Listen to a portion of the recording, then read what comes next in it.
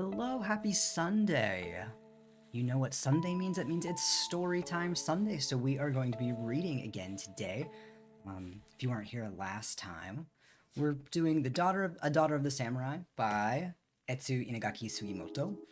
This is about the fourth or fifth session that we've had reading this story, so if if you want to catch up before you hear this part, the VODs are still there, but I'm also posting on YouTube as we go, just so, nothing's lost, and if you want to catch up, you totally can. But basically, the premise of the story so far is it's about a young woman from childhood to the point where she's a teenager. Her father was a samurai, as the title sort of indicates for you. And she loses her father, but she's growing up, and she gets arranged to be married to a man who has moved to America, and she ends up having to move to Ohio and going from being in a literal samurai family to moving to 19th century Ohio, which I imagine is going to be quite a change, but we haven't actually gotten to the part where she's moved to America yet. I think we're getting pretty close. So far, we left off last week. She had moved to Tokyo to go to a girls' school where she was sort of learning English and also learning how to be herself for the very first time. She had a little bit of difficulty given that she was sort of a country girl, and now she's in the city and there's a lot of foreigners about, and she's just a little bit different. So she struggled a little bit trying to find her way in life. But she's only about 14, so I mean, we all.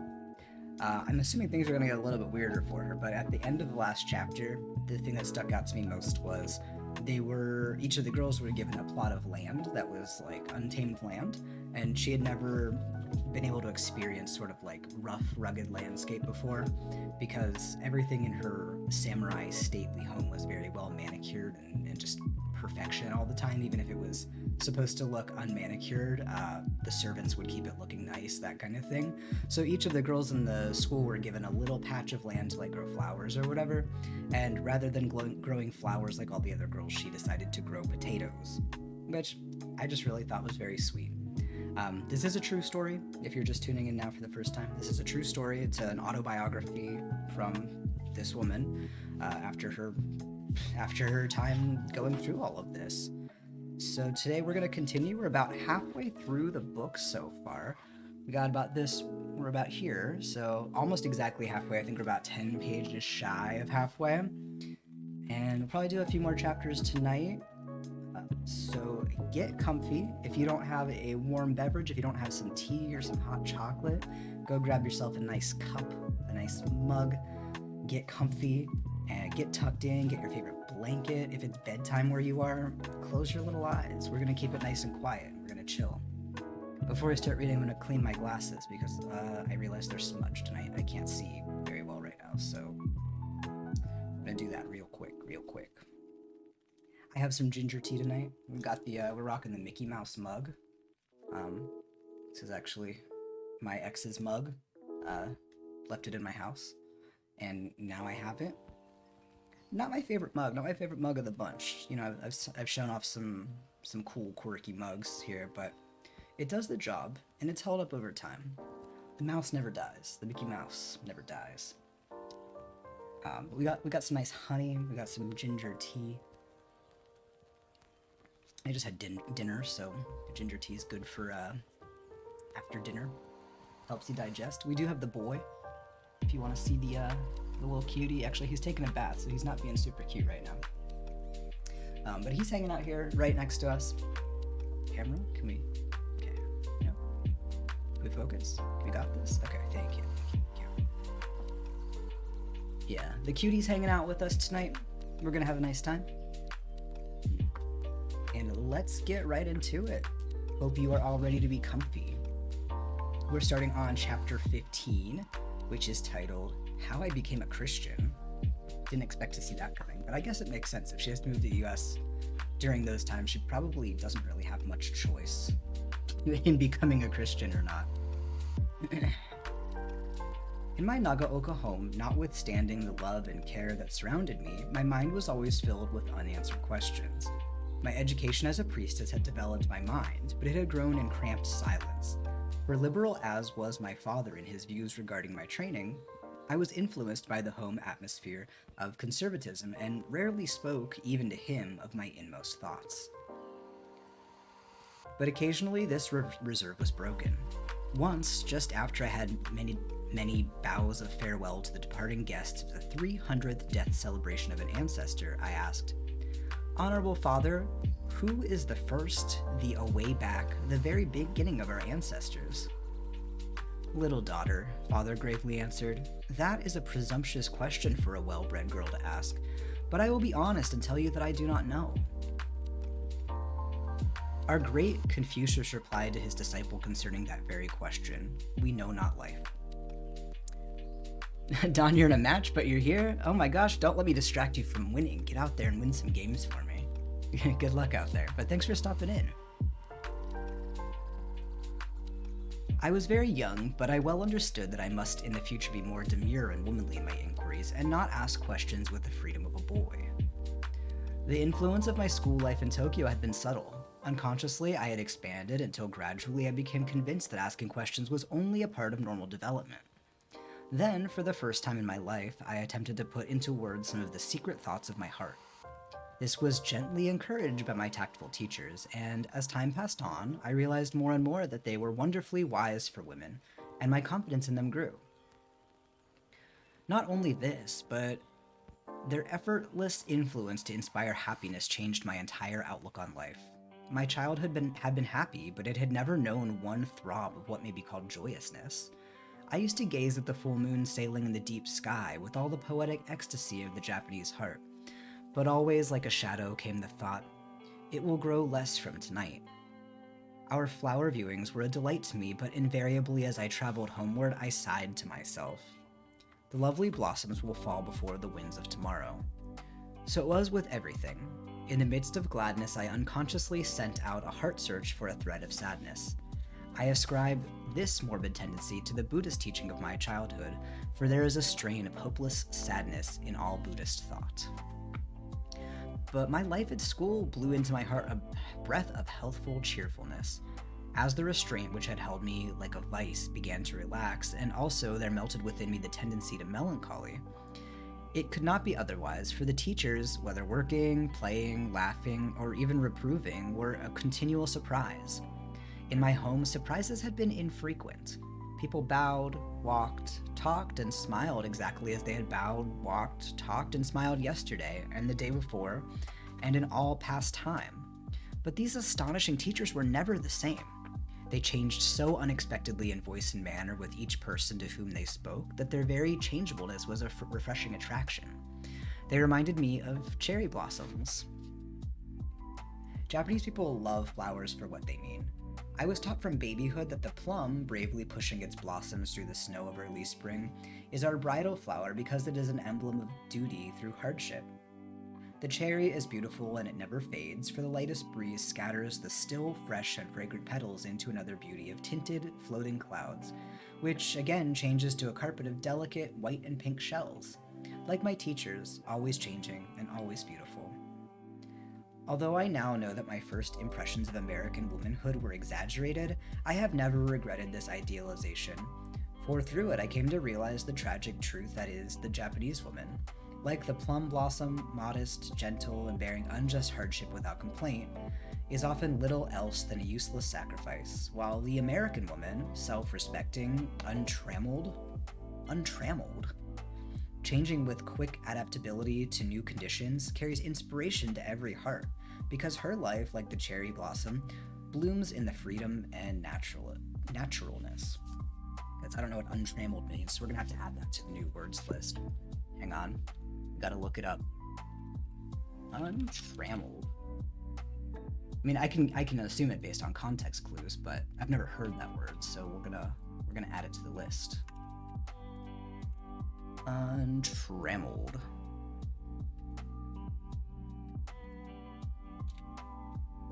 So untrammeled means not deprived of freedom of action or expression, not restricted or hampered. And then just a reminder, you can always do exclamation mark new word to check out a random word from the words list and see if you find a word you don't know. Always fun, always fun. The realization was of slow growth, and it brought with it much silent questioning. From childhood, I had known, as did all Japanese people, that woman is greatly inferior to man. This I never questioned, it was fate. But as I grew older, I so constantly saw that fate brings inconvenience and humiliation to blameless people that I fell into a habit of puzzling in a crude childish way over this great unkind power. At last, a day came when my heart broke into open rebellion. Little Miss Cakes, hello! I hope you're doing well tonight. Are you ready to cuddle up for story time? I hope you brought your blanket and some tea. I hope you're nice and cozy. I think it's a little bit later for you, so maybe it's bedtime. Maybe it's time.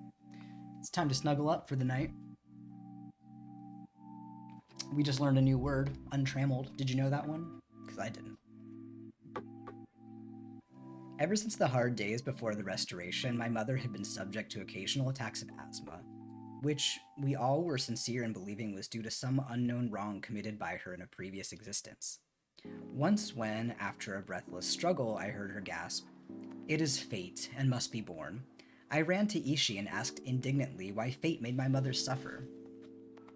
"Oh, you just woke up from a nap? Dang, you have to get the opposite of comfy. It's time for some caffeinated tea. It's time to get up and party." "It cannot be helped," she replied with pitying tears in her eyes. "It is because of the unworthiness of women. But you must be calm, Etsuko-sama. The honorable mistress does not complain. She is proud to bear silently."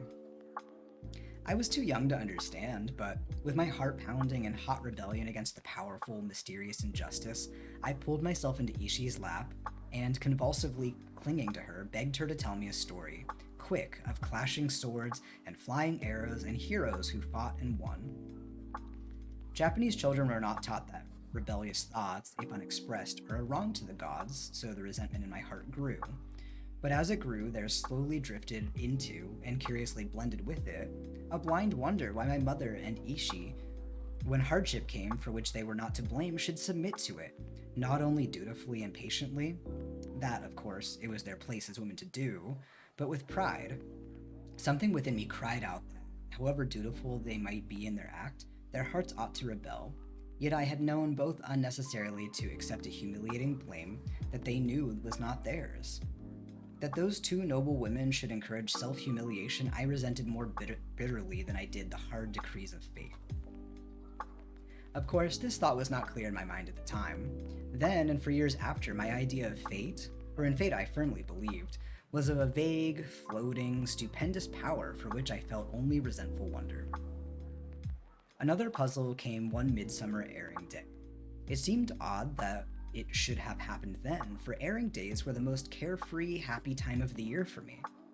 Then the go-downs were emptied and long ropes stretched in the sunshine, on which were hung torn banners bearing our crest, old field curtains used in the camps of our ancestors, ancient regalia of house officers, and many odd-shaped garments belonging to what Ishii's fairy tales called the olden time. Beneath the low eaves were piles of clumsy horse armor bound with faded ropes of twisted silk, and old war weapons, spears, battle axes, bows, and sheaves of arrows, stood in out-of-the-way corners of the garden. All available space was utilized. Even the bridge posts and the stone lanterns were decorated with chain silk armor and lacquer helmets and fearful masks. Not first, Connor. You didn't get a notification. Oh my goodness. How does it feel to be not first? I feel like it might be a little bit liberating. Like, the pressure's off. You don't even have to be first. I'm glad to see you. I'm glad you're here.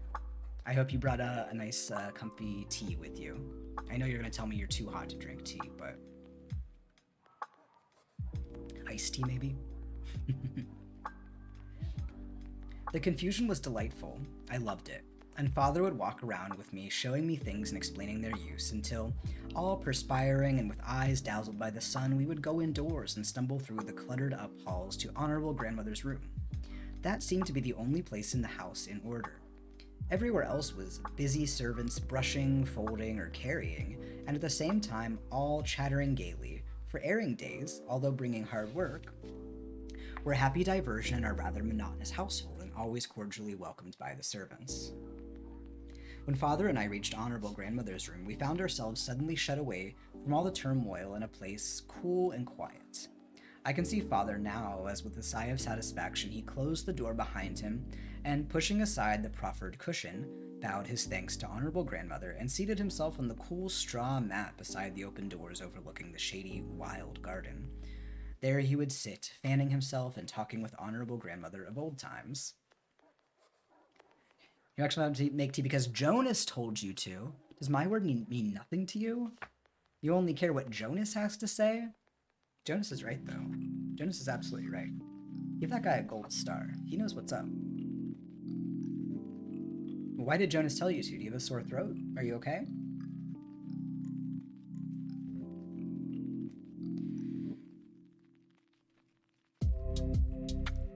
I lost my place, guys.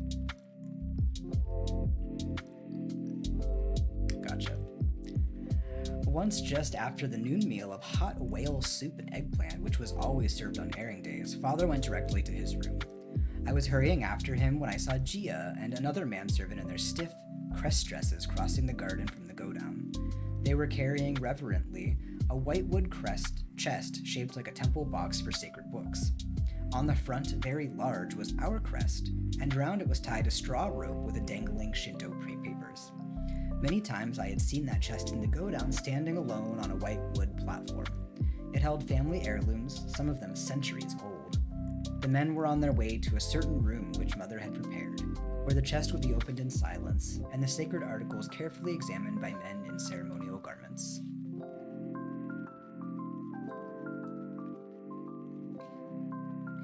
I sat down listlessly on the edge of the porch, for I knew that Father, dressed in his stately kamishimo garments, would soon go to the room where the heirloom chest had been taken, and I should see him no more that afternoon. On airing days, I generally followed him wherever he went, but across the threshold of that room, I should not be allowed to step.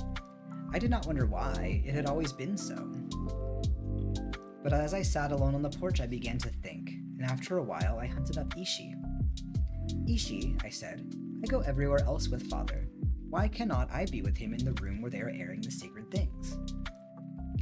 Etsuko-sama, she replied in the most matter-of-fact tone as she shook out the long fringe of an old-fashioned incense ball. It is because you were born a daughter to your father instead of a son. I felt that her words were a personal reproach, and with the age-old, patient submission of the Japanese woman, I walked slowly toward Honorable Grandmother's room. It was comforting to turn my mind toward my stately, noble grandmother, to whom the entire household, even Father, looked up with reverence. Then, suddenly, like a breath of cold wind, came the thought that even my saintly grandmother would not dare touch the sacred things that were used to honor the Shinto gods. She always attended to the Buddhist shrine, but it was Father's duty to care for the white Shinto shrine. During his absence, Gia or another manservant took his place, for no woman was worthy to handle such holy things. And yet the great god of Shinto was a woman, the sun goddess. That night, I was bold enough to ask my father if his honorable mother was an unworthy woman like all others. What do you think, little daughter? He asked after a moment's hesitation. It cannot be, I replied. You honor her too greatly for it to be true. He smiled and tenderly touched my head with his hand. Continue to believe so, little daughter, he said gently, and yet do not forget the stern teachings of your childhood. They form the current of a crystal stream that, as it flows through the ages, keeps Japanese women worthy, like your grandmother. It was not until long afterward, when the knowledge of later years had brought into my mind, that I comprehended his hidden meaning that a woman may quietly harbor independent thought if she does not allow it to destroy her gentle womanhood. The night that this thought came to me, I wrote in my diary, useless sacrifice leads to only a sigh. Self-respect leads to freedom and hope. Hey Jonas, bedtime story real? Yeah, you're kinda just in time. You haven't read too much so far. You haven't missed too much. Is the music loud? I did like 3 test videos because I kept turning up the music because I couldn't hear it. I'll turn it down though. Because I was like, damn, that seems a little loud. But it was not coming up in the test video like at all. I just turned it down, so is that better? Let me know. I can always adjust some more. I'm mobile, so not sure. Yeah, I feel like Twitch sound is always a little bit weird depending on what device you're on. Audio can be like way louder or quieter for different people. Whenever I watch streams on my PC, I feel like everything's always really quiet. And then when I'm on mobile, I can hear everything perfectly. It's like audio's optimized for mobile on Twitch. Super weird. Anyway, turn the music down. Let me know if that's better or worse. Thanks for calling me out, Jonas. I appreciate it. I do want to know if it's fucked up. I'm going to show you guys the baby really quick because I think he's being cute. Oh, the baby. He doesn't look that cute from up here. It's not a good angle. It's not a good angle. It might be my ultimate level 1 million gamer headphones. Well, Jonas, you're just so cool. Did you make some tea? Connor said that you told him to make some tea, so I'm assuming you brought some too. Sounds great now. Okay, perfect. Thank you. Excellent.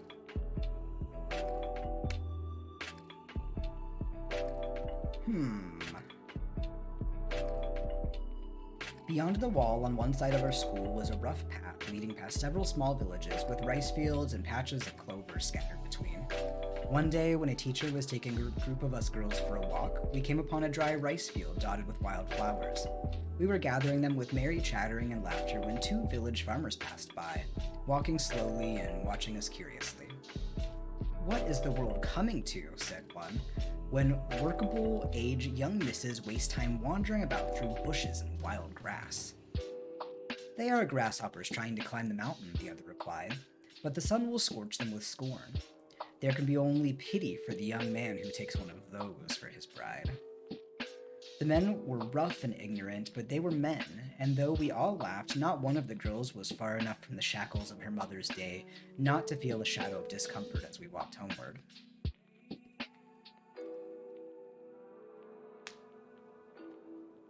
Perfect timing for going back to sleep, Grace. Perfect. And we're actually doing something quiet and cozy for once, so you can actually sleep to this.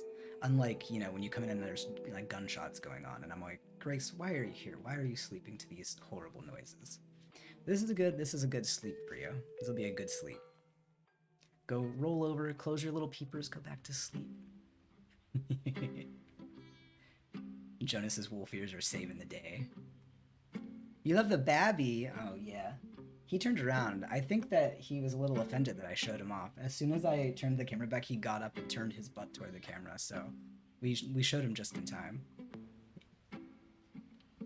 The teacher paused as we came to the moss-covered stone wall of an old shrine and pointed to a nearby cherry tree, young and thrifty, growing out of the hollow of another tree whose fallen trunk was so old and twisted that it looked like a rough-scaled dragon. Beside it was one of the wooden standards so often seen in an artistic or noted spot. On the tablet was inscribed the poem, "The blossoms of today draw strength from the roots of 1,000 years ago." "This tree is like you girls," said the teacher with a smile. "Japan's beautiful old civilization Japan's beautiful old civilization has given its strength to you young women of today. Now it is your duty to grow bravely and give to New Japan, in return, a greater strength and beauty than even the old possessed. Do not forget." We walked on homeward. Just as we reached our gate at the hedge wall, one of the girls who had been rather quiet turned to me. "Nevertheless," she said defiantly, "the grasshoppers are climbing the mountain into the sunlight." I have to make a comment on what we've read so far today.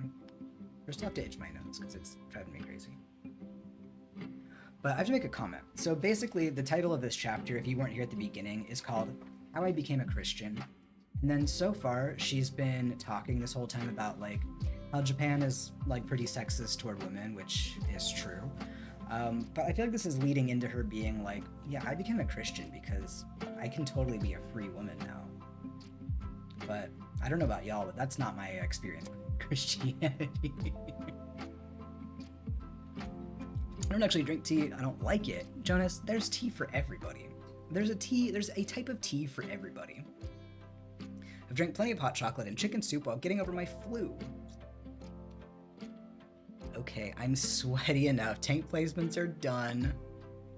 Oh, congratulations, Dawn. Take a little break, take a little rest now that you've accomplished your feats. I'm gonna give you a little pat on the back.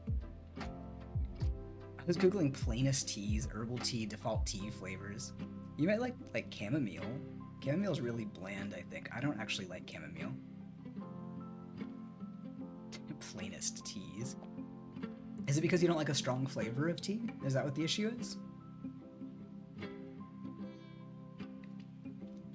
There's a lot of tea. I mean, it depends on the tea. But honestly, I find it really hard to explain to people who say they don't like tea. But there's literally like a billion tea flavors. Like, there's tea that tastes like fruit. There's tea that tastes like flowers. I think people who don't like tea just think of like black tea, but like most tea doesn't taste like black tea. There's so much tea out there, but I understand it can be hard to like venture out when you don't know what you're looking for, you know?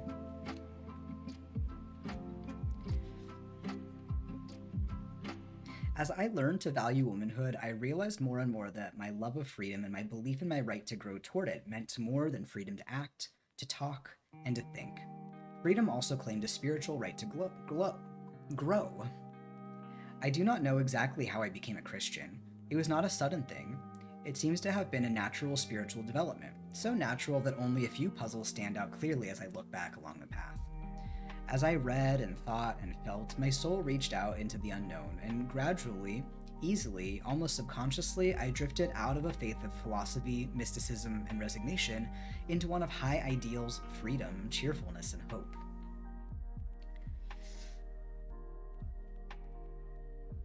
Of the wonders and glory of what I consider the greatest faith in the world, I do not speak. Of that, many know, and the selfish gain to me is beyond all words of all languages.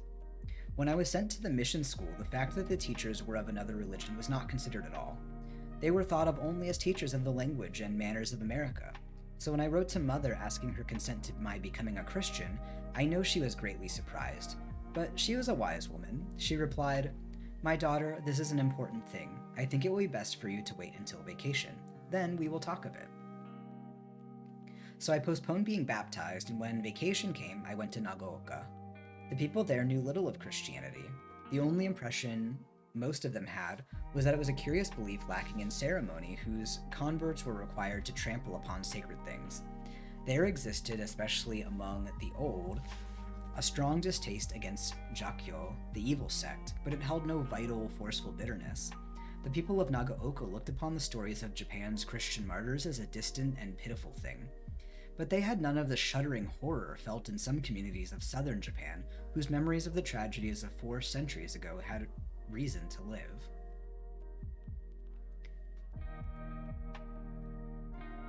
Yeah, what is blooming tea? I've tried green, black, and Earl Grey and honey ginger, no dice. Jonas, those are all like strong bitter teas. You should try like hibiscus tea. Yeah, hibiscus would be my biggest recommendation for you. Also like maybe like a melon tea, winter melon tea, like that kind of thing. You'd probably like. It's a flower that blooms after you steep it in tea, or into tea, I guess. Iced black lemon sweet tea. Flowers can be tea, just like leaves. I want to know more about blooming tea. I'm gonna look that up a little bit later.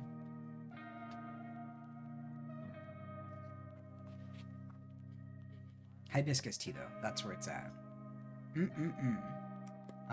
don't know if you have access. I can send you, in the Overwatch cookbook, which is my favorite thing, there's a recipe for hibiscus tea from Arisa, and you, like, make it on the stovetop, so it's, like, a little bit involved, but it's so sweet and delectable. I can share it with you a little bit later. I'll send it over to you later on tonight. It's not easy to find hibiscus flowers, so you have to, like, sort of go out of your way to get it, but, oh boy, it's worth it. But, you know, they make, like, hibiscus tea bags, too. It's just not the same. It doesn't taste the same. Butterfly pea? You got some good recommendation cakes. I'll try to find those kinds next time I'm out. I feel like you just gave me a tarot reading with teas. That should be my thing. I'm gonna do tea tarot. You come in and you just tell me a few sentences about your tea history, and I'll get you some tea recommendations. A tarot reading.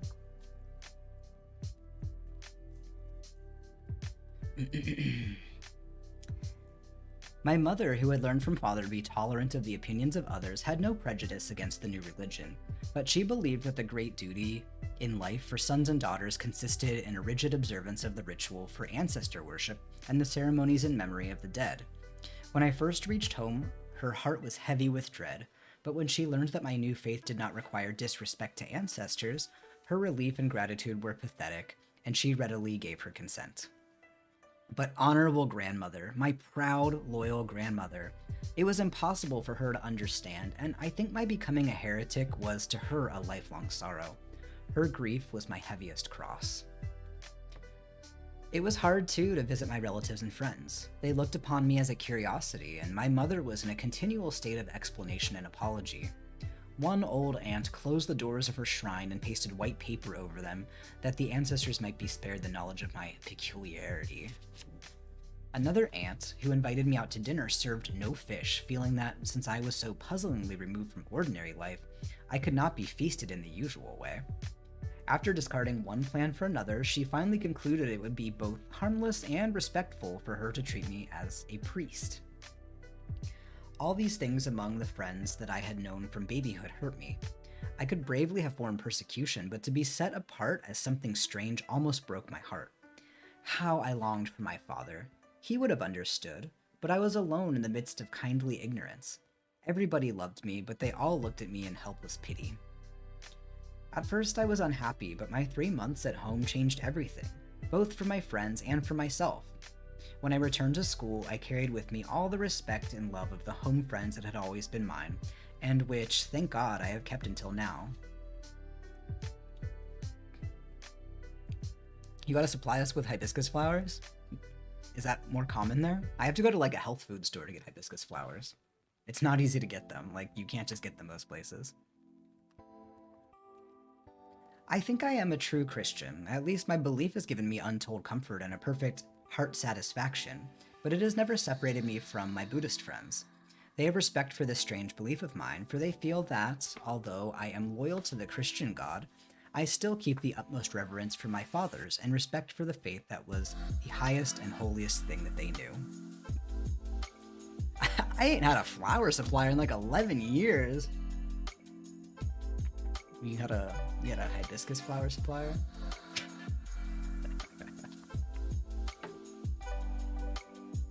That was the end of chapter 15. For some reason I didn't expect this girl to become a Christian. That was not on my like bingo card of like the daughter of the samurai read through. I guess it makes sense, you know, moving to the US. I'm gonna walk away for 1 second. My nose is so itchy that I am gonna die. Hang on.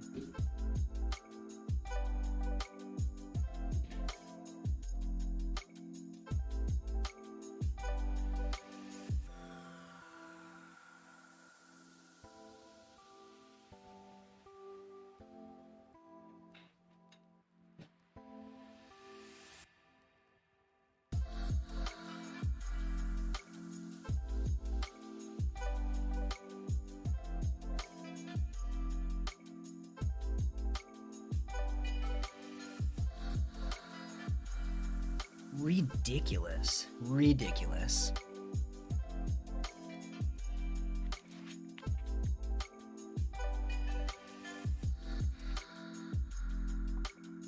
So we're heading on to chapter 16, Sailing the Unknown Seas. Is she finally gonna go to the US? I can't wait till this girl sees what the US is like. She's gonna have her little mind blown. Because Agua de... I'm assuming that's not just pronounced Jamaica. I'm assuming you probably say like Jamaica. Is very common. You get to see my embarrassing mispronouncing. Thank you, Connor, for still loving me despite it all. I need to hear more about this green tea guy, Cakes. Where do you get a green tea guy? What was the setup here? A green tea guy.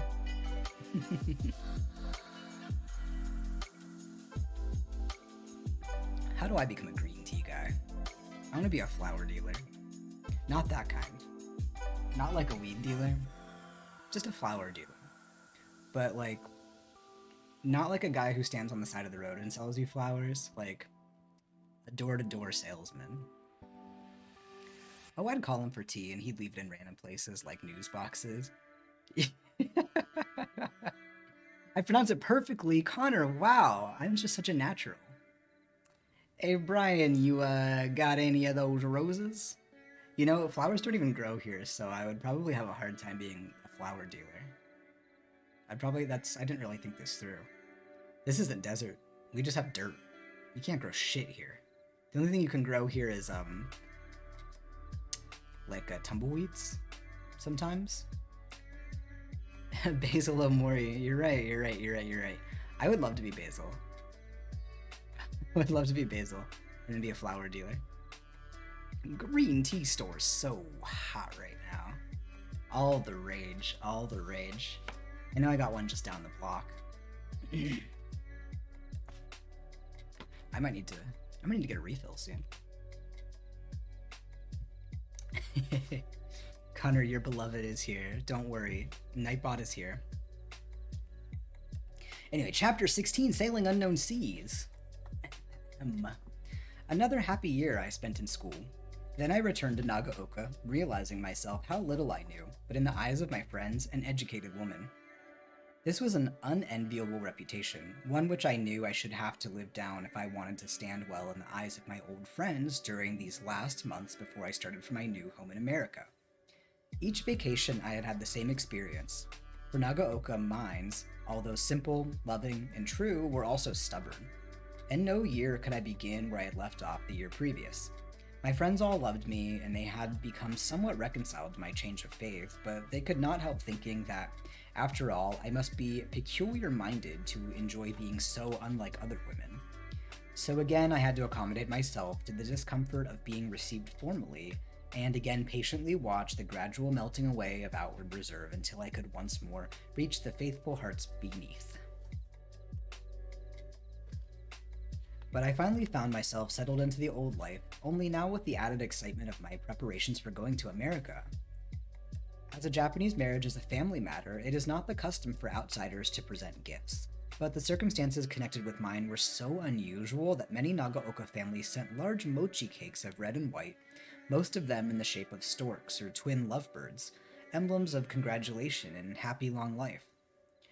Distant relatives, old retainers, and family servants, even those married and living at some distance, remembered me with weaves of silk and rolls of red and white mawata, the light, soft silk floss so useful in every Japanese family as interlining for cloaks and dresses, and for various delicate household purposes. Most of these homely gifts were wholly inappropriate for life in America, but they expressed so much personal interest in me and loyalty to my father's family that I was deeply touched. And these dinners were many, most of them from relatives, where I always, seated next to mother in the place of honor, was served red rice and red snapper, head and all, and soup with 7, 9, or 11 vegetables. All this was exciting in a quiet way, but the real excitement came when brother, whose home was now in Tokyo, came up to be with us for my last weeks at home.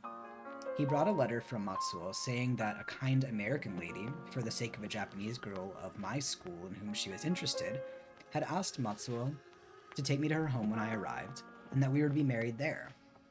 Mother read the letter with a bowed head, and when she looked up, I was astonished to see the shadow of tears in her eyes.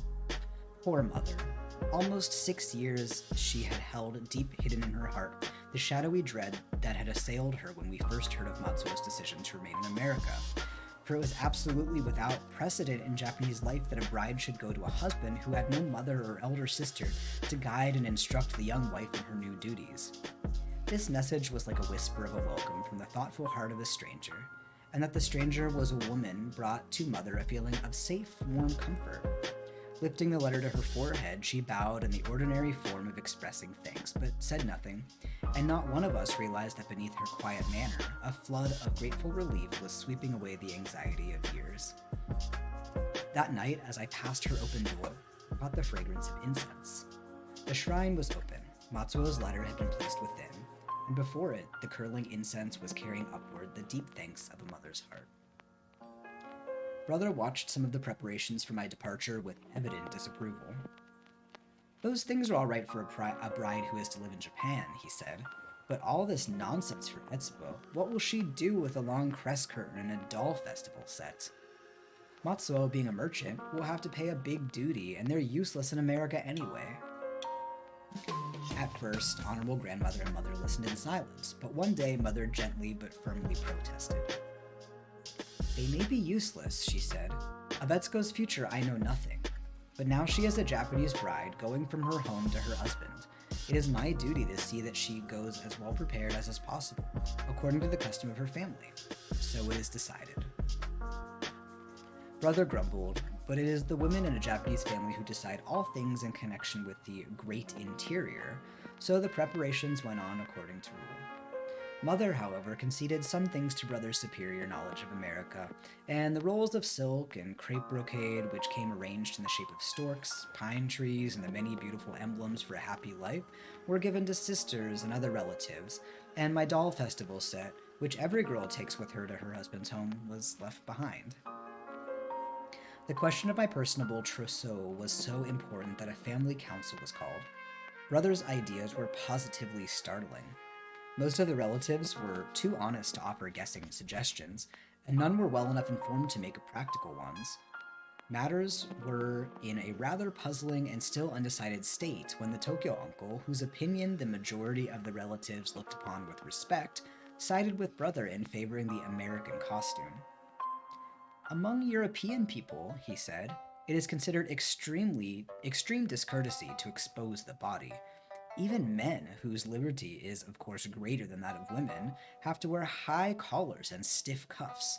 The Japanese dress, being low in the neck and scanty of skirt, is improper for wear among the European people. Egg and me. You lied about egging you? Connor? Connor, you lied? About egg in you?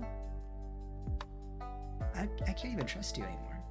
I can't trust you if you're gonna lie about things like this. I just can't go on now. I just can't go on. Crackers. Crackers, Connor. That's nothing like eggs. You disgust me. Since most of my relatives knew almost nothing of foreign countries, my uncle's statement made a great impression. Mother looked very anxious, for this was a new aspect of the subject, but Honorable Grandmother's loyal heart was wounded and aroused. To her, Japan was the land of the gods, and the customs of its people ought not to be criticized. Very quietly, but with great dignity, she protested.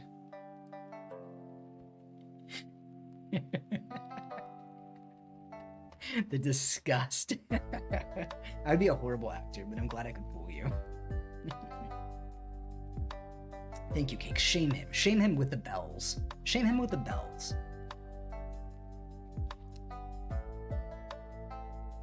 Ooh. According to pictures, she said, the pipe-shaped sleeves of the American costume lack grace.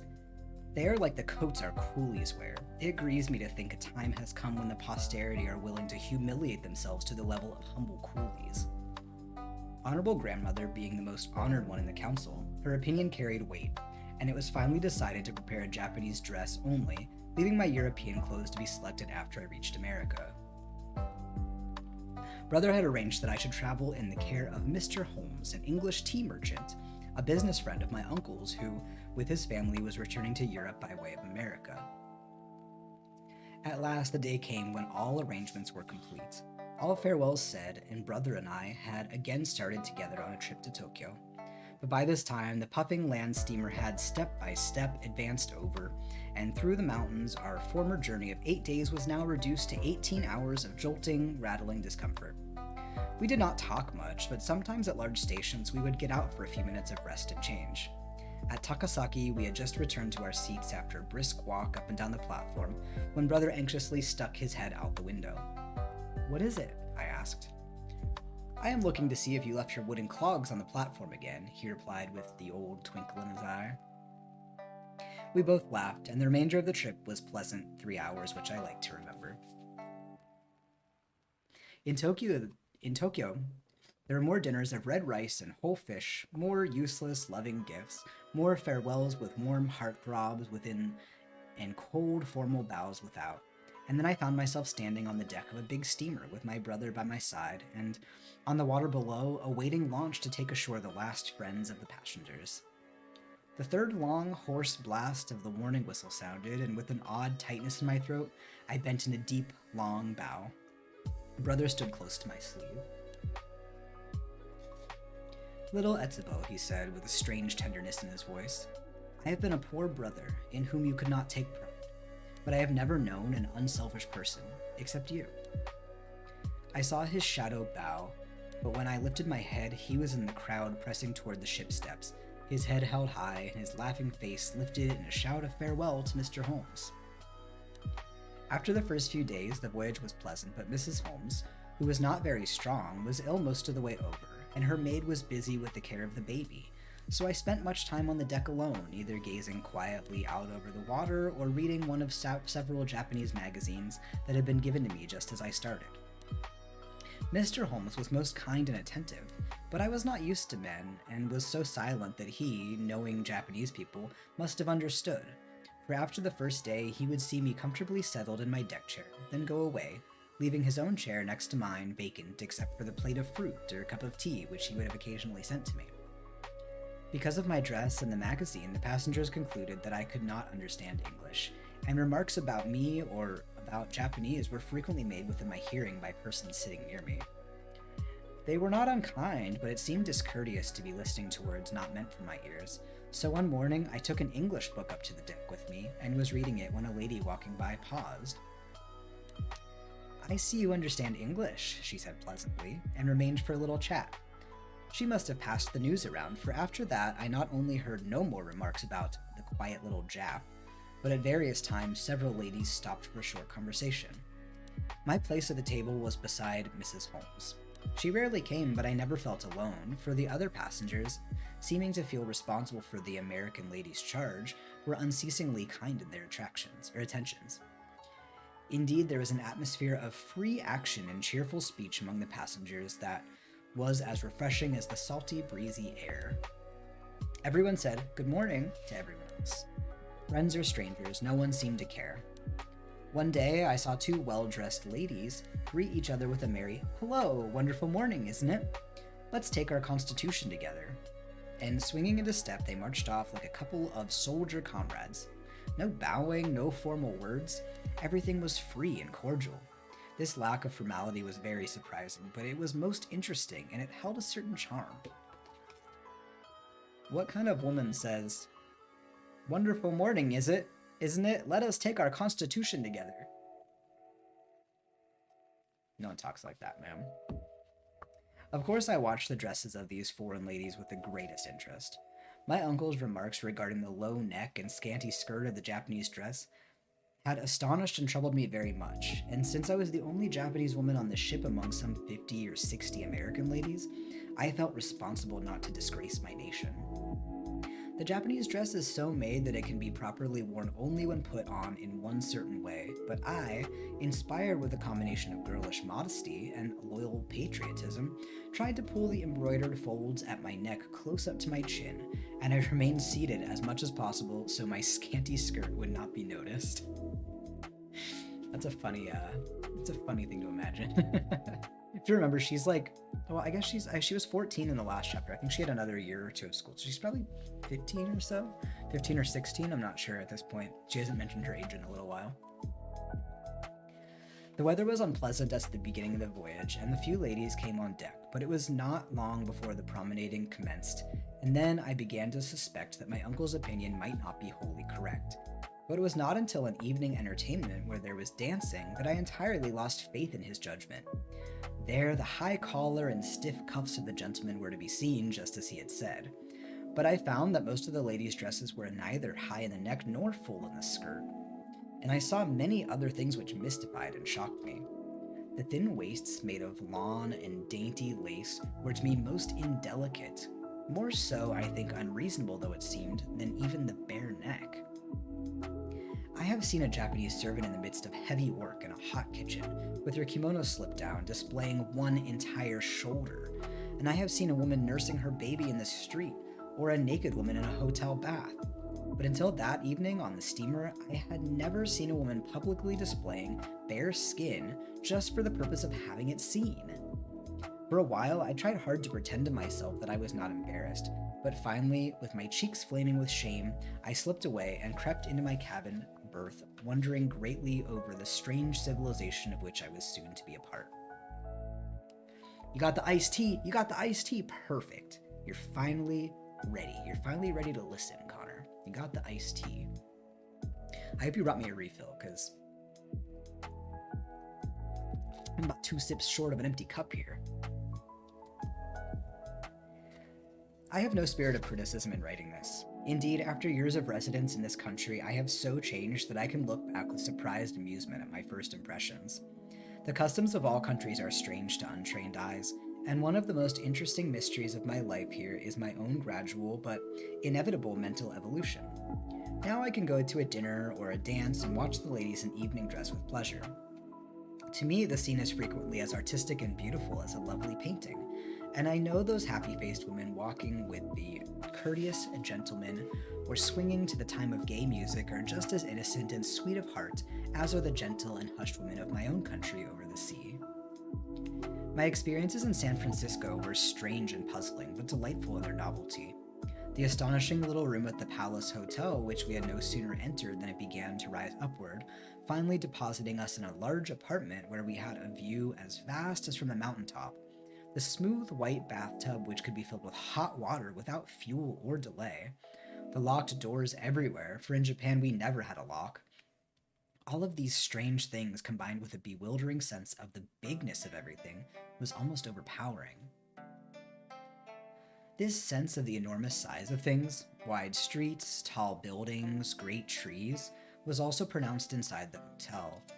The ceilings were lofty, the furniture was large, the chairs were high and the sofas were wide, with the back far from the front. Everything seemed made for a race of giants, which, after all, is not so far from the truth, for that is what Americans are. A great people with nothing cramped or oppressed about them, both admirable and faulty in a giant way, with large person, generous purse, broad mind, strong heart, and free soul. My first impression has never changed. We were in San Francisco only a few days, but everything was so hurried, so noisy, and so strange that my brain settled into a half-numb condition of non-expectancy. Then something happened. So simple, so homely a thing it was that it stands out in my memory clear and separate from all else connected with my short stay in that wonderful city. A gentle, white-haired old minister who had lived in Japan came to make a friendly call. After the words of greeting, he unwrapped a white box and placed it in my hand. "I thought you would like a bit of home after your long trip," he said. "Look inside and see what it is." I lifted the cover, and what was my surprise to see real Japanese food, fresh and delicious. I must, long before, have heard my brother say that Japanese food could be obtained in America, but it made no impression upon me, and I was astonished as if I had expected never again to behold Japanese food. Cass, are you quite well? This little cat's shaking my entire desk over here. I looked up gratefully, and when I saw the humorous twinkle in his eyes and the kindliness in every feature of his smiling face, the strangeness of my surroundings melted away, and there came the first throb of homesickness. For behind the gentle smile, I saw the heart of my father. Years before, just after my father's death, Ishii had taken me to the Temple of the 500 Buddhas, where stood row after row of big, carved images of stone or gilded wood. Every face was gentle, calm, and peaceful, and my lonely little heart searched each one, hoping to find my father's, for he too was now a Buddha. I did not know then that a longing heart will recognize its own reflection in only a trifle. And when at last I saw a face, gentle, dignified, and with a kindly smile, I felt that it pictured my father's heart, and I was satisfied. Just so I saw my father in the face of the old man whose kind heart had prompted the holy gift. I love to remember that smile as my welcome to the strange new country, which ever after was to be linked in my heart so closely to my own. During the long ride across the continent, I was reminded constantly of the revolving lanterns which were so fascinating to me as a child. The rapidly changing views from the train were like the gay scenes on the lantern panels that flitted by too quickly to permit of a clear image, their very vagueness being the secret of their charm. During the long ride across the continent, I was reminded constantly of the revolving lanterns. I just said that. Pardon me. Mr. and Mrs. Holmes came as far as the large city near my future home, where they placed me in charge of a lady schoolteacher, a friend of Mrs. Holmes. Then they said goodbye and slipped out of my life, probably forever, but they left a memory of kindness and consideration which will remain with me always. When I was whirled into the dusky station of the city of my destination, I peered rather curiously from the car window. I was not anxious. I had always been taken care of, and it did not trouble me that I was to meet one that I had never known before. On the crowded platform, I saw a young Japanese man, erect, alert, watching. Watching, period, eagerly each person. They made a typo in here. There's been a lot of typos so far this chapter. Last couple chapters weren't so bad, but this chapter's been kind of a mess. Watching eagerly each person who stepped from the train. It was Matsuo. He wore a gray suit and a straw hat, and to me looked modern, progressive, foreign in everything except his face. Of course, he knew who I was at once, but to my astonishment, his first words were, "Why did you wear Japanese dress?" There flashed into my mind a picture of the grave faces of the family council and my grandmother's words regarding pipe sleeves. Yet here I was in a land of pipe sleeves, gazing upon my future husband, a pipe-sleeved man. I laugh about this now, but then I was only a lonely, loose-sleeved, reproved little girl.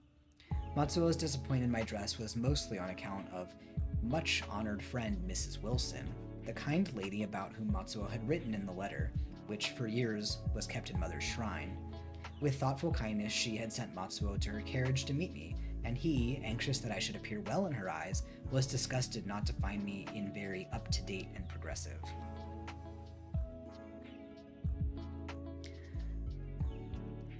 By now the guy was falling asleep and wondering if the money was worth it. What? The what?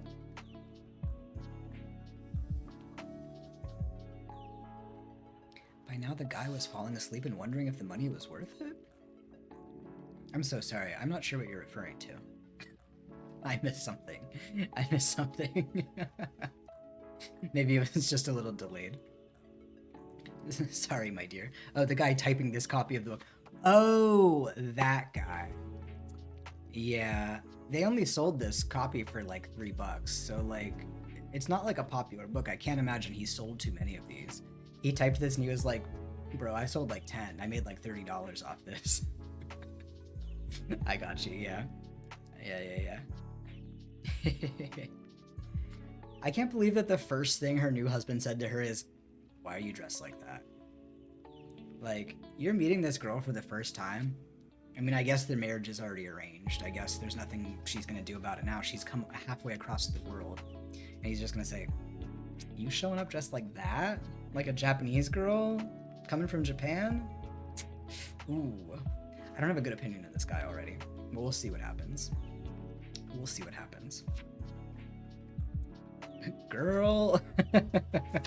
Oh, you dressed like that? I silently took place beside Matsuo in the shining carriage with its prancing black horses and uniformed coachmen, and in absolute silence we rode along the busy streets and up the long, sloping hills to a beautiful suburban home. I did not realize that the situation was perhaps as trying to him as to me, for I had never been so close to a man in my life except my father, and I almost died on that trip. First time meeting her. Oh my god, she has a level 10 gat. Stop. The carriage turned into a road that circled a spacious lawn and stopped before a large gray house with a wide, many-columned porch. Outside the door stood a stately lady and a tall, white-haired gentleman. The lady greeted me with outstretched hands and cordial words of welcome. I was too grateful to reply, and when I looked up into the noble, kindly face of the white-haired gentleman beside her, peace crept into my heart, for behind his gentle smile, again I saw the heart of my father. Those two good people will never know until they stand within the shining gates where heavenly knowledge clears our eyes how much their kindness, both before and after our wedding, meant to Matsuo and me. For 10 restful days, I was made welcome in that beautiful home. Then came the second of the three inevitables. For in old Japan, marriage held its place equally with birth and death. My wedding took place on a beautiful day in June. The sun shone, the soft wind murmured through the branches of the grand old trees on the lawn. The reception room, with its treasures of art gathered from all lands, was fragrant with blossoms, and before a wonderful inlaid console table were two crossed flags, American and Japanese. There Matsuo and Etsu stood while the Christian words were spoken which made them one. By Matsuo's side was his business partner, a good, kind man, and besides me stood one who ever since has proved my best and truest friend. So we were married. Everyone said it was a beautiful wedding. To me, the room was filled with a blur of strange things and people, all throbbing with the spirit of a great kindness, and vaguely, mistily, I realized that there had been a fulfilled and sacred vow that the gods had made long before I was born. Our friend Mrs. Wilson was always kind to me, and I have been a happy and grateful guest in her beautiful home many, many times, but my permanent home was in an adjoining suburb, in a large, old-fashioned frame house set on a hill in the midst of big trees and a lawn cut with winding gravel paths. The mistress of this house was a widowed relative of Mrs. Wilson, a woman in whom was united the stern, high-principled stock of New England with a gentle Virginia aristocracy. She invited us up for a visit at first because she loved Japan, but we were all so happy together that we decided not to separate. For so many years, our home was there with Mother, as we learned to call her. Close to my own mother in my heart of hearts stands my American mother, one of the noblest, sweetest women that God ever made. From the love and sympathy and wisdom of this pleasant home, I looked forth upon America at its best, and learned to gather with understanding and appreciation the knowledge that had been denied my poor brother in his narrow life in this same land. Guys, I'm really shocked. That was the end of chapter 16, by the way. I'm really shocked at how well she's taking this. She's just like, yeah, I'm totally betrothed to this guy who moved to America. Okay, I'm gonna go to school in Tokyo and learn English. Okay, I totally just became a Christian and everyone treats me weird now, but it's totally worth it. Okay, I'm just going to America, no big deal. Oh my god, America's so cool. Wow, everything's great. Like, she's having no trouble fitting in. She's just like, what's up, bitches, I'm American now. I thought that this book was gonna be like, damn, this place is weird. This is fucked up. Like, I thought she was gonna be so out of sorts. But she's just like, yeah, we're chilling. It's fine. It's fine. Alright, we're about to start chapter 17. I'm gonna step away for like 3 minutes. Hang tight. Get a refill on your tea that I know you all have. I'm gonna do the same, and I will be back before you can even sneeze.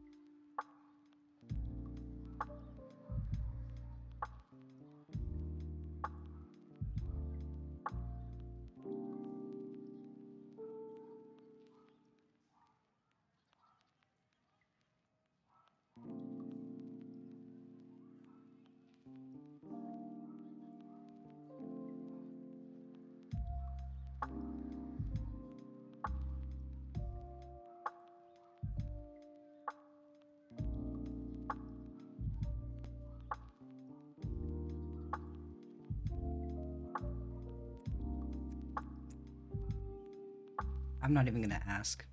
I'm not even gonna ask. Well done, cooked. Just like Mama used to make. All right, well, I hope you all had a good break. I hope you all had a good break. Did anyone sneeze? I hope no one sneezed while I was gone, because then it would mean that I was gone for way too long. So, no sneezing. Hope you're all good. Hope you're all good. I got some green tea now. We're moving on to the basics. Actually, we got green blueberry tea. It's one of the Yogi brand varieties that I like. And you know what? I have to tell you, before I get started on chapter 17, I have to have a little bit more tea talk. I've mentioned before, I really love the Yogi brand teas. I'm not being sponsored. I just really love them. Though if you're out there and you hear this, if you want to sponsor me, I'd gladly advertise Yogi tea all day. Yogi tea is so good. But they come with these little, the tea comes with little tags on them, right? But the back of the Yogi tea always has these like little sayings on them. And I call them my tea fortune because that's like a fortune cookie, but it's on your tea bag. So I like to check my tea fortune. My tea fortune for this tea bag says, "Your actions prove your greatness." So what can I say? What can I say? Yogi chai, I haven't had the chai. I also haven't had the sleepy time. I like the which I think they have two sleepy time. They have one that's like called sleepy time, and then they have that's the stress relief, the lavender vanilla or something like that. That one's good. I like to drink that one for sleepy time. I don't think I haven't had every Yogi variety, but this green blueberry one, it's freaking amazing. It's one of my staples. One of the best ones. If you like green tea, it can be improved with blueberry flavor added to it.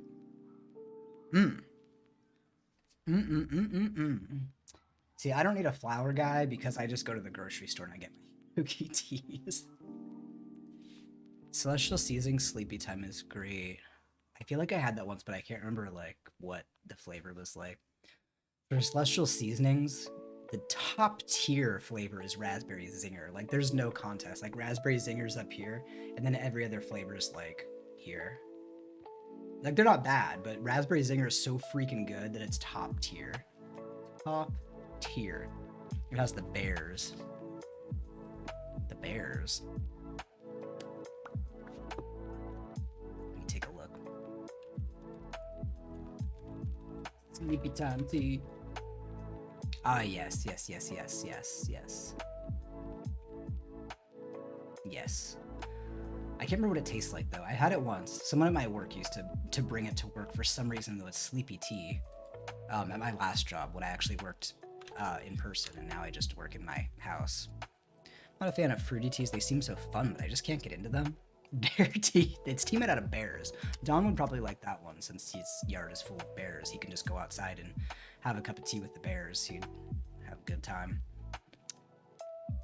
I don't think I drink any other fruity tea besides the Raspberry Zinger. It's just so full of zing. I struggle with fruit teas because I want them to taste like juice so bad. Raspberry Zinger kind of does, but it's like hot juice. Please give me bear tea. You can have it, Don. Go to the grocery store. They have the bear tea there for you. You guys want to see the baby really quick? Again, I know, I'm sorry. He's just so cute. I gotta show him off. Look at this. You see that? Wow. Wow. What a cutie. What a cutie. Oh my gosh. I gotta tell you, my favorite thing about this cat is his legs. He has weird leg patterns. Look at this. That's a weird pattern for a cat leg. Oh, hey sleepy cutie. Oh my goodness. Oh yeah. He's a handsome boy. He's a handsome boy. Yeah, you're a good boy, Mom. Yes, you are. He said, please leave me alone. Please leave me alone. I will never leave him alone. Oh, I'm fucked up now. Here, you can see both of us now. Is that better?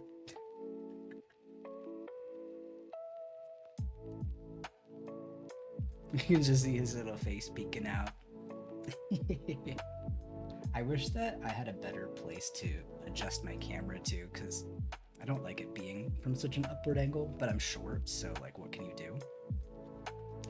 We'll leave it on him until he moves, then puts his butt back in the camera. We'll leave it like this for a little bit so you can enjoy his beauty, his majesty. I love that he just sits up here next to me and just chills. Are you guys ready for chapter 17? I'm ready. Chapter 17 is called... Let's scroll that. Chapter 17 is called First Impressions. My first year in America was a puzzling, hurried push from one partially comprehended thought to another. Nevertheless, it was a happy year. No Japanese bride is ever homesick. She has known from babyhood that fate has another home waiting for her and that there is a destiny to be fulfilled. Every girl accepts this in the same matter-of-course way that she accepts going to school. In marriage, she does not expect happiness without hardship any more than she expects school to be a playground with no study. So I drifted on from week to week, occasionally having to remind myself that, even in America, the eyelids of a samurai know not moisture. But on the whole, finding the days full of new and pleasing experiences.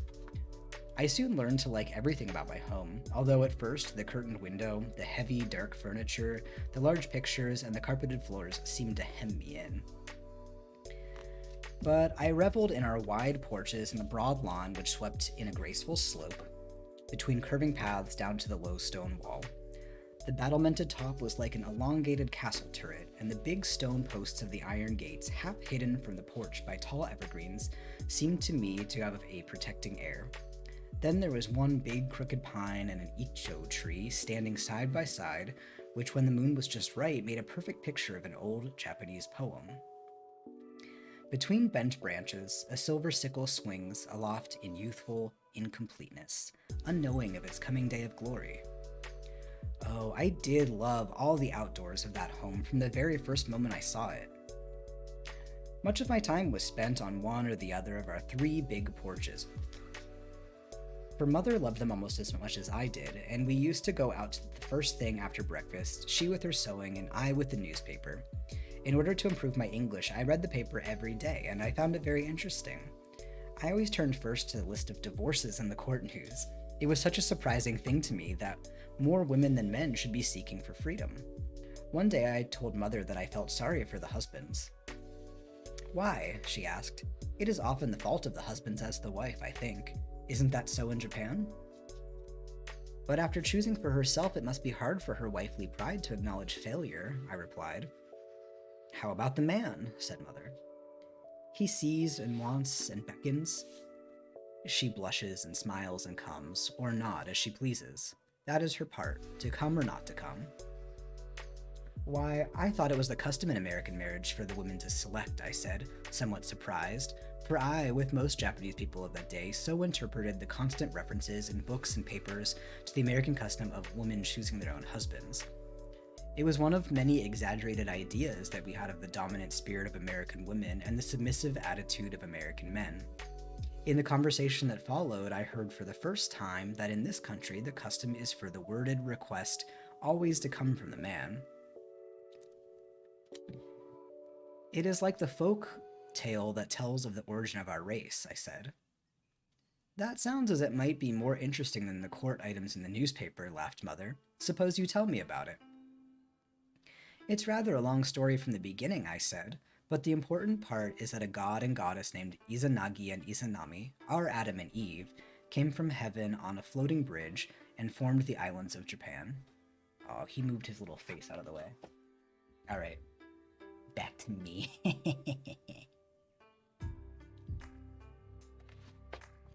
You're eating more crackers, Connor, and no egg in you?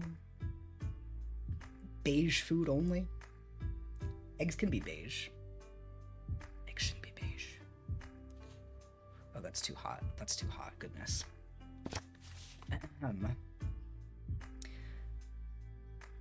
So Izanagi and Izanami formed the islands of Japan. Then they decided to remain and build themselves a home.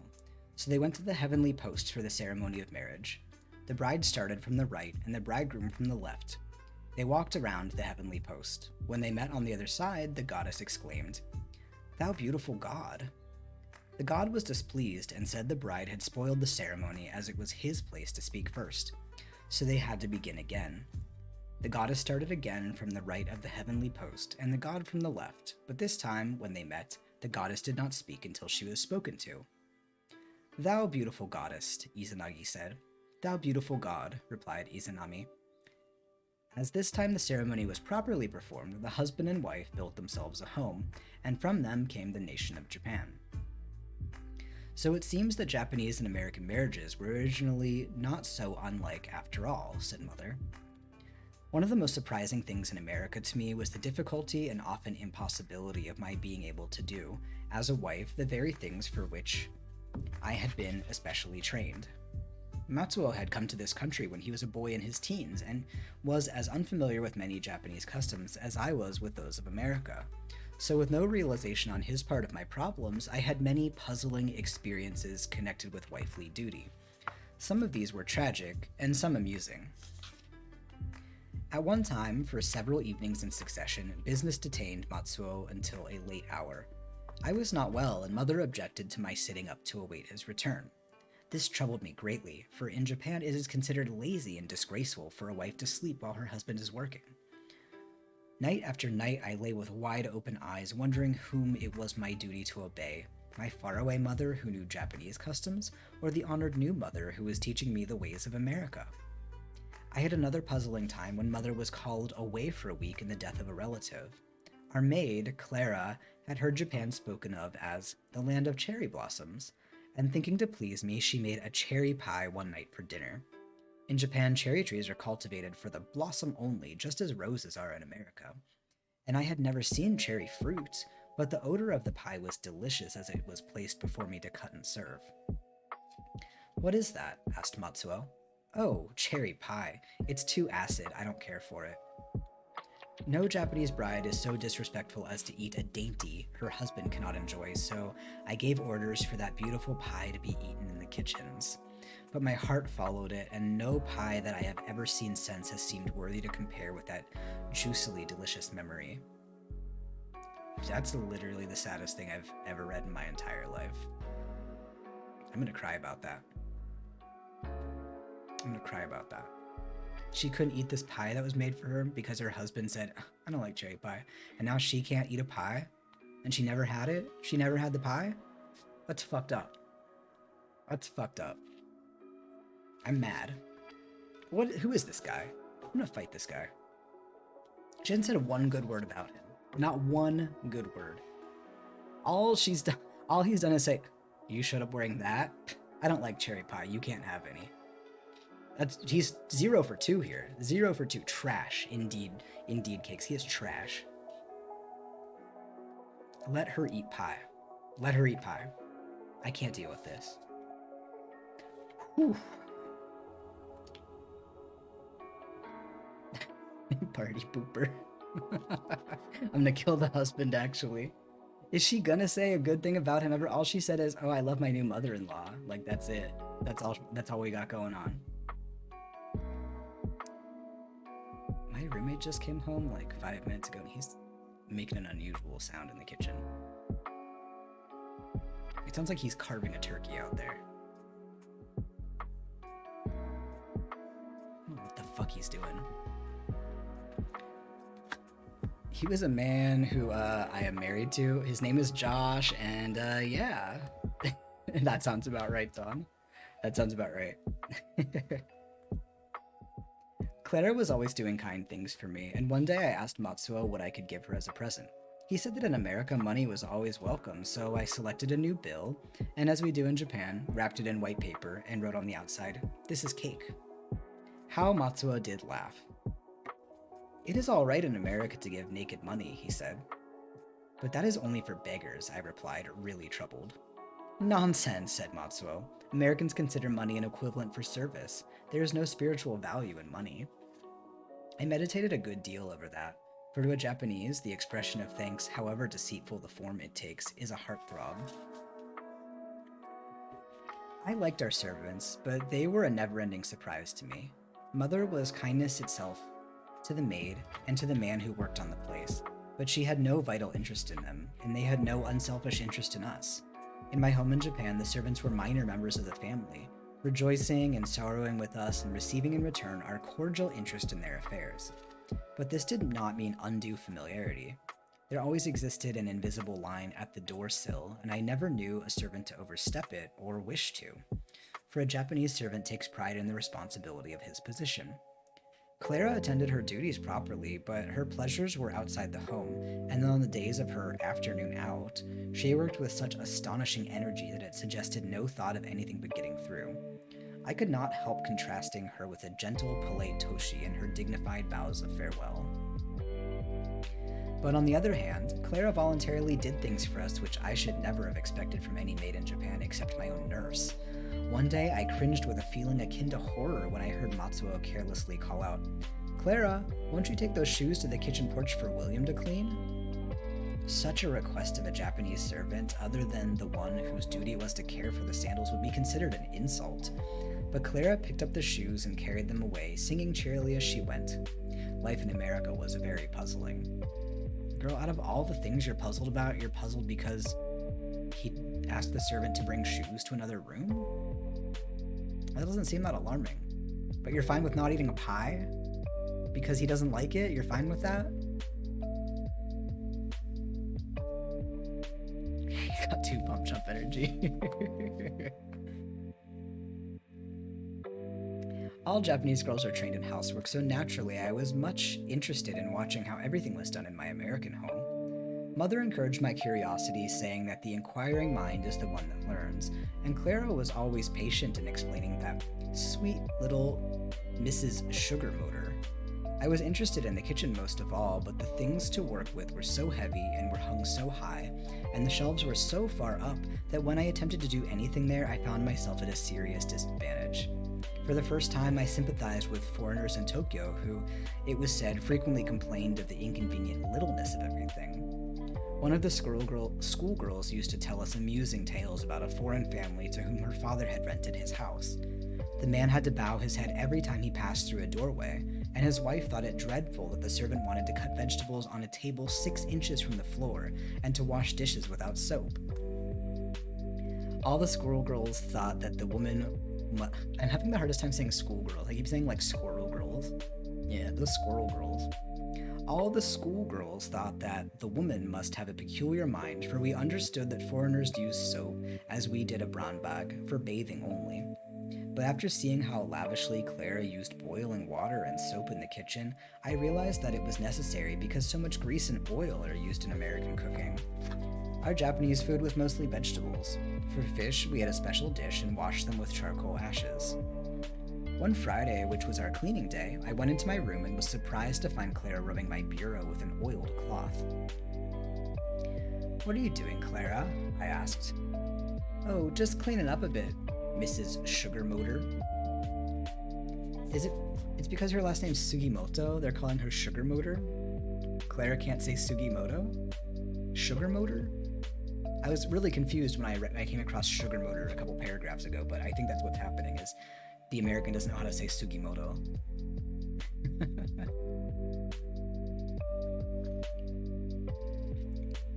To put something sticky on a thing to make it clean was incomprehensible, but when I examined my bureau later and found that it was dry and shiny and clean, I was still more surprised.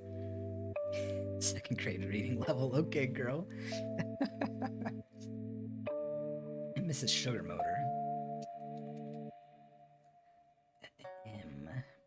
I was even more surprised. None of the wood of Japanese houses outside or in was ever varnished, oiled, or painted, and nothing was ever put on furniture except lacquer to preserve or hot water to cleanse.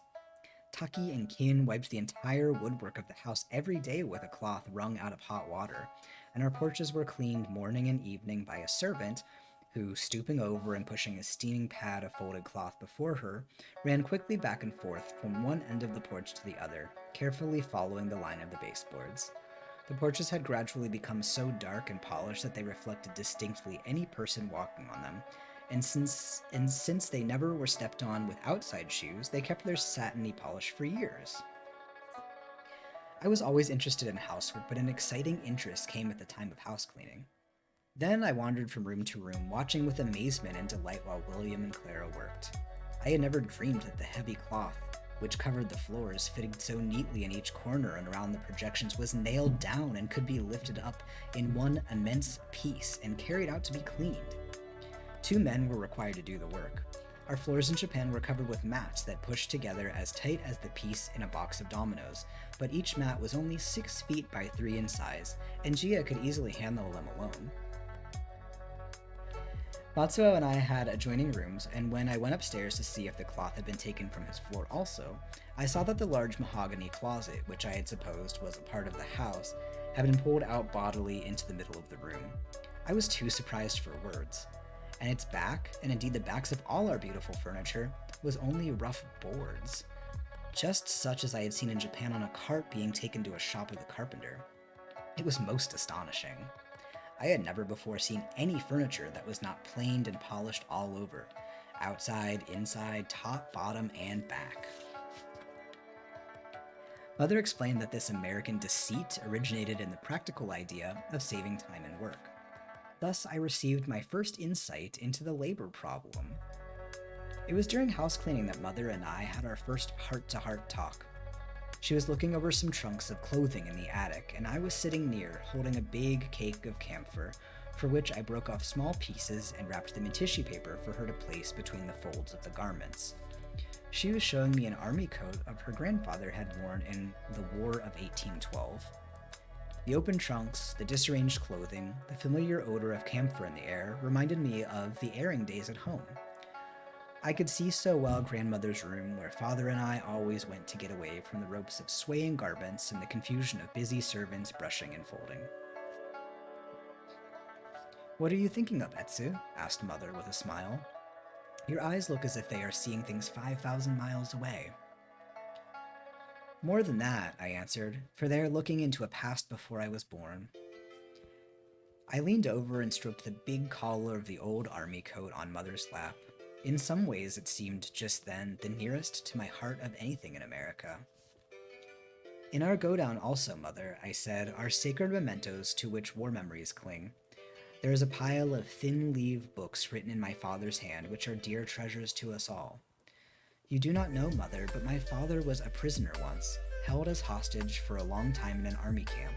His surroundings were very different from what the word suggests here in America. The camp was located in a temple grove, and the part of the temple where the priests lived was given over to the officials and their high-rank prisoners. And although father was alone among enemies, he was treated as an honored guest. His faithful attendant was separated from him, but instead were youthful samurai who, with respectful attention, cared for every want. For recreation, they had trials in art, fencing, and various samurai sports, and sometimes, as was the social custom among samurai, they would spend hours together in poem competition or in singing classic songs of old Japan. He had every physical comfort and mental recreation, but he was outside the world. Even his books were poems and prose of fine old literature which held no word of present life. At the close of each monotonous day, he would lay his head upon the pillow, and his restless mind would wonder, had the imperialist army reached Echigo? Who was in charge of Nagaoka Castle? What was the unknown fate of his retainers, of his son, of his wife and his daughters?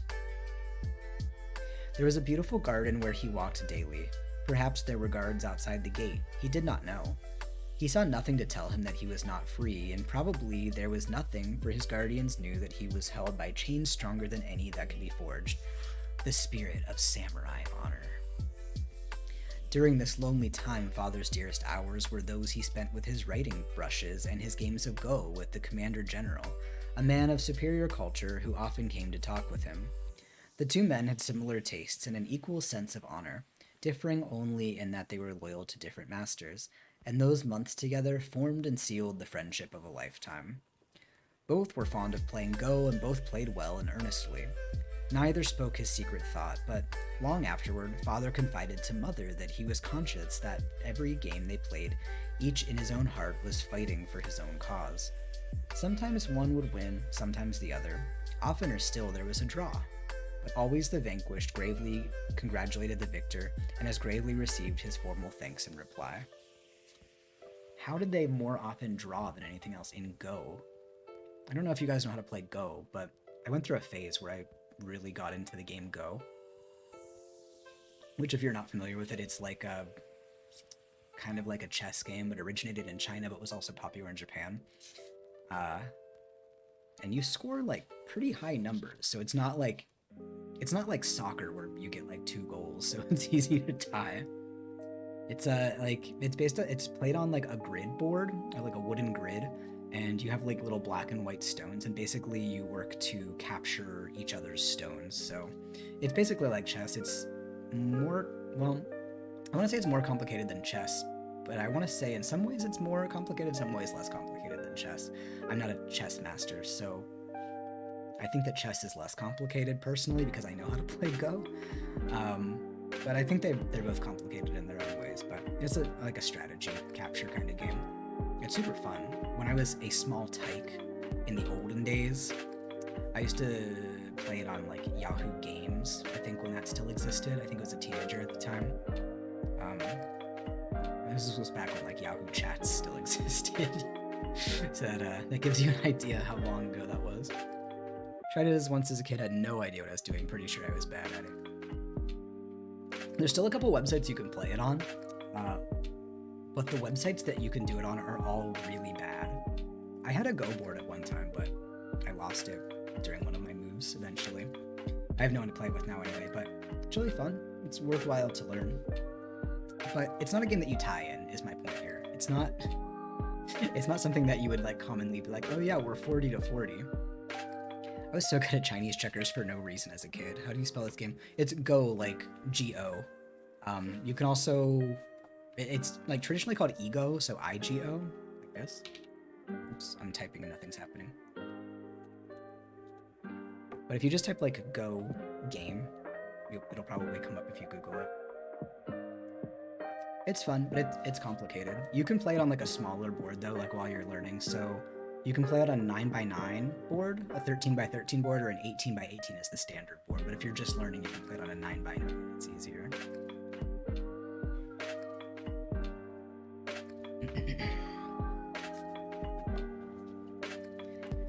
I don't really know how to play Chinese checkers. I had a Chinese checkers board in my closet growing up. This is a really sad tale, I'm going to tell you, but I had a difficult family life. We'll just leave it at that. But we had a closet full of board games from before I was born, and nobody ever played board games with each other because things changed at a point when I was a very small toddler, and my family was no longer like okay. So we had all these board games in the closet that were untouched for years, and I, being a lonely child, would just play them by myself. So I'd play just against myself board games all the time. I had the Chinese checkers board, no idea how to play it, but I loved to play with the pieces. It was super fun, but how the game works, I couldn't tell you. Cool board though, cool board. Super cool board. I should learn how to play Chinese checkers now, in this day and age. I wonder if it's like a variation, like a knockoff variation of Go. I don't really know the history of Chinese checkers. Is it its like own game, or is it like something that developed over? Like, is it an Americanized thing that we just call Chinese checkers? Is it actually like a Chinese game? I don't know anything. Board game night stream. I would love that.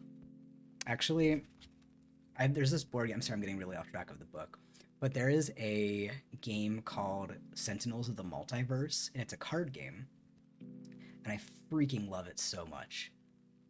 It's so fun. It's kind of like a deck building game, except like it's not like a Magic the Gathering where you have to like buy a bunch of like expansion packs. Like you have the deck, you know what I mean? But so fun, and I can't ever get anyone to play it with me, but they have an online version, and I have slightly dabbled with getting into the online version and streaming it. But I haven't made that step. Like, it's something that I would be interested in doing. We can all relearn because Don and I struggle mentally. We don't remember. Let's all play Chinese checkers. Do you think we can play Chinese checkers on Yahoo Games?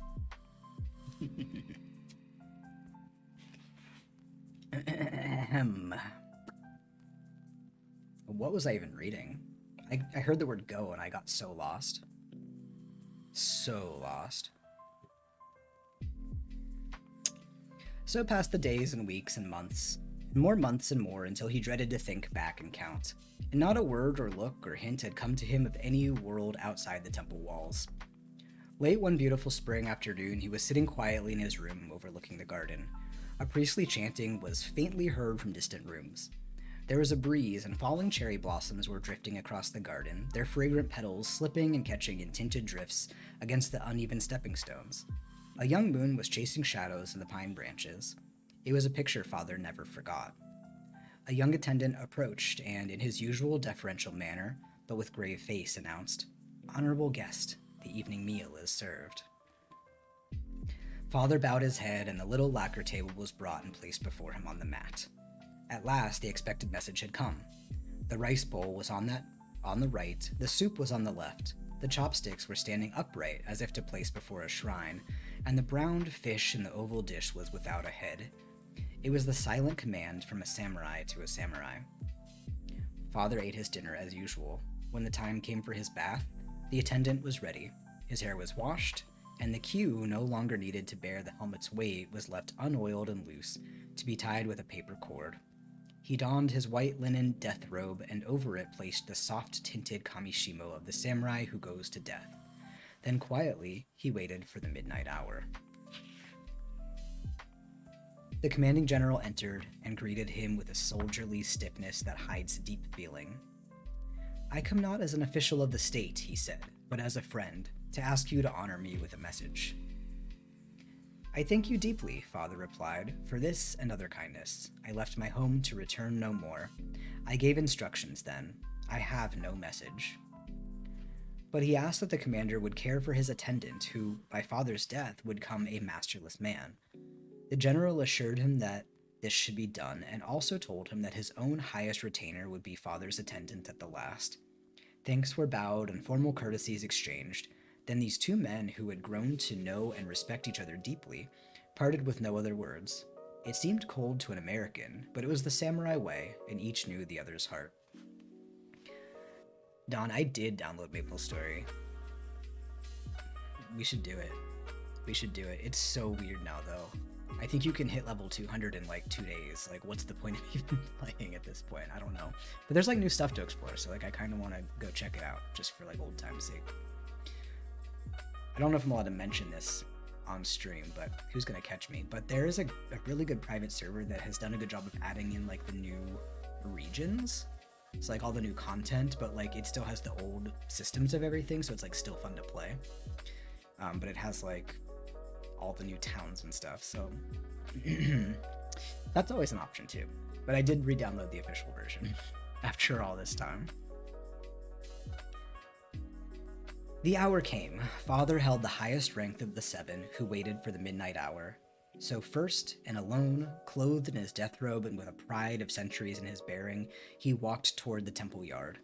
As he entered the enclosure, the others on the opposite side, white-robed and silent, were waiting. One was a child with an attendant close behind. Father saw without looking, the gray-faced and strained eyes of Minato, his own little son's guardian. The child made a motion, so slight it was scarcely more than a quiver. Minato clutched the boy's sleeves. Father strode on. The quiver passed. The boy sat erect, his eyes looking straight forward. It was my brother. Oh, whatever he has seen since, in the new world so unfamiliar to him, there, in his own world, the world which my inheritance and environment he understood, he was a samurai.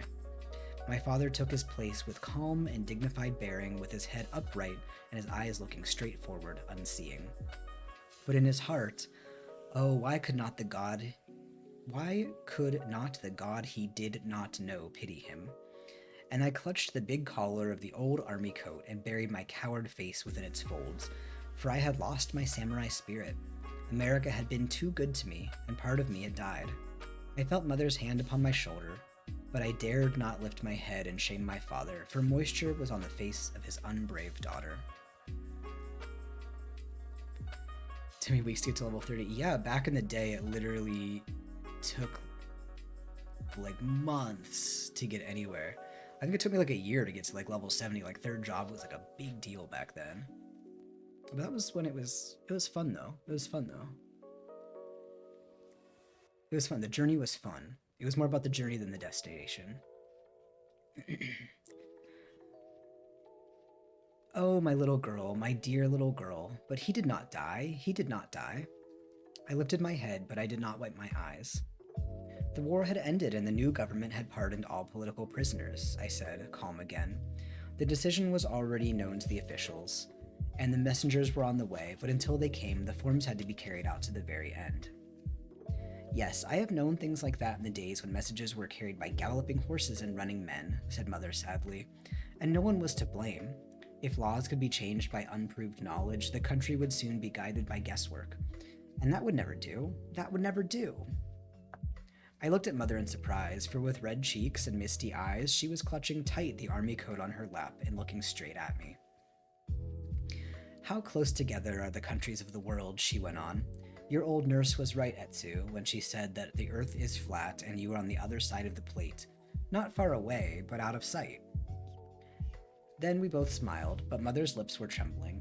She put her arm around me gently, and I've loved Mother ever since. Another memory stone in my life was the day that I entertained the club. Mother belonged to a literary society, the members of which studied about different countries and wrote essays. The meetings were held at the homes of the members, and early on the morning of the very day that it was Mother's turn to entertain, she received a message calling her to the city for a between-trains visit with a dear friend who was passing through the city on her way to a distant land. Mother would be back before the meeting was over, but I was dismayed to be left with the responsibility of arranging the rooms and receiving the guests. There is nothing for you to be worried about, said Matsuo, who was just starting his business. I heard Mother tell William to bring more chairs from upstairs, and you have only to see that he places them like in a church. Clara knows how. But Mother meant to have flowers, and she said something about a little table for the president, and oh, the piano has to be pushed back. Mother said so. I do wish she was here, I cried, the real anxiety and distress. Don't make a mountain out of a molehill. Clara is equal to anything. And Matsuo ran across the lawn in response to the waving hand of a neighbor who was waiting in his buggy at the iron gates. This guy's 0 for 3. 0 for 3. I knew he was right, for Clara had cleaned the rooms the day before, and everything really necessary had been done, but nevertheless, I felt lost and helpless. In the midst of my hour of woe, I saw walking up the path around the lawn an old lady of the neighborhood who sometimes came in for an informal chat with Mother. I ran out and welcomed her most cordially, eager to ask her advice. The piano is not in the way, she said. These rooms are large enough as they are, even if everyone comes. You won't have to do a thing except put in more chairs. But, and she looked around the big double parlors with the lace curtain windows and the long mirror with a gilded frame, the rooms do look empty with the center table taken out. Why don't you scatter about some of those Japanese trinkets that you have upstairs? They would add wonderfully to the general effect. As soon as she was gone, I brought down several Japanese things and placed them here and there about the room. Then I arranged a few iris blossoms in a vase according to the graceful but rigid rules of Japanese flower arrangement, and stepped back to view the effect. From the flowers, my eyes went slowly around the room. I was disappointed. What was wrong? The Japanese articles were each one of rare workmanship, and the vase of blossoms was beautiful, but for some mysterious reason, Mother's parlors never before had looked so unattractive. Suddenly, my eye fell on a little bronze incense burner which had been given to me in childhood by one of the Toda children for my doll festival set. It looked oddly out of place on top of the American bookcase, and when lifting my eyes, I saw above it an etching of a dancing fawn. I almost hysterically snatched it away. With lightning swiftness, my mind flew to the cool, light rooms of my Nagaoka home, to the few ornaments, each in the place designed for it, and I began to understand.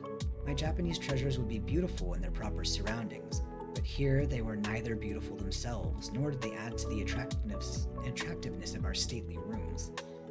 They were only odd, grotesque curios. Hurriedly putting them away and removing my carefully arranged vase of iris to the kitchen, I ran to a field back of our carriage house and gathered an armful of daisies and feathery grasses. Soon I had all the vases in the house, regardless of shape or hue, loosely filled with fresh wild blossoms. The rooms looked beautiful, and they were in perfect harmony with the broad lawn outside. stretching in rolling waves of green down to the gray stone wall. West is west and east is east, I said, as I sank on a sofa with a sigh of relief. I think while I'm here, I'll forget the conventional standards of beauty, for only the charm of naturalness is suited to these big, free, home-like rooms of mothers.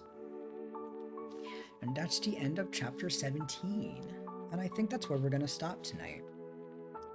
I don't know, this isn't really going like I expected it to. It's really odd that we're like solidly into her life, her married life in America, and the only person she's talking about is her mother-in-law, and not her husband. He's said 3 words, he said 3 sentences, and all of them were various levels of unpleasant, which I guess is maybe why she's not writing about him so much. These are probably the best things she remembers about him, I don't know. I wonder if, I mean, we're still only about halfway through. Somehow. I feel like I read so much tonight. We all hate Josh. His name's Josh Matsuo. I feel like I read so much tonight, but oh my gosh, the baby's grabbing my arm. Hello, little baby. I read so much tonight, but I feel like I didn't physically make any progress in the book. Like, we're still only about halfway through.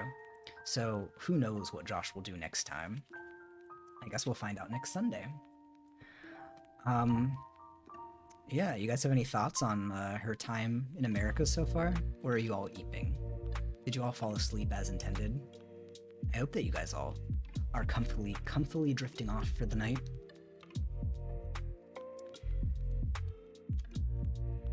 I was thinking about putting up a poll for the next book to read, since we'll finish this, and I want to keep up the Sunday reading. But it all has to be public domain books, so I can't just... This baby's grabbing my arm. I can't just read whatever the hell I want, which is unfortunate, because there's lots of books I would love to read on stream. I'm simply not permitted to. You also thought it would be a lot different. Yeah, she's just really taking it all in stride. And also really being like, I am an American now. I am no longer a Japanese person, and now I will be American and do American things. Which I didn't expect. I didn't expect. Hello, little baby, you are going to fall off the desk, my sweet son. My sweet son. But yeah, we're gonna finish up for the night here. Let me see if I have anyone we want to raid. We have Slider Rye, typical Slider Rye. For some reason, the only one who's ever on when I finish. We love Slider Rye. Josh is a fuckboy. It's so calm, but I'm also fucking seething. Yeah, right? Like, she's so chill, but she's just like, yes, I'm a wife, and I'll just do whatever my stupid husband wants. But American women are so free, and now I am a Christian, and everything is great. But I'm married to Josh, the fuckboy. Why are we calling him Josh? Yeah, we'll go ahead and raid Slider Rye for tonight. Check him out. He's a cool guy, Slider Rye. Temptation to take the day off and play Overwatch. Dawn, you don't have to take the day off. You can just stream Overwatch tomorrow. That would be great. I would love to see it. I would love to see it. I don't want to influence you or anything, but you know you have my vote. I know Cakes doesn't care for Overwatch. But you have my vote, and I'm here live with my voice telling it to you. I say it's A-okay. Yeah, thank you guys so much for coming and hanging out tonight. I will be back next Sunday to read again, and we'll decide on a new book pretty soon here. I will be on tomorrow as well with Eastward. I updated schedule already for next week. So tomorrow night, Eastward, 9:30-ish. I'm always late, so probably like 9:37, like we do. But I'll see you tomorrow for that. Eastward. If Overwatch was a person, it would be Josh. That's where you're wrong, Cakes. I'm sorry. I'm sorry. That's just not true. But you guys have a lovely night. Sleep tight. Don't let the bed bugs bite. I love you all. And thank you so much for being here.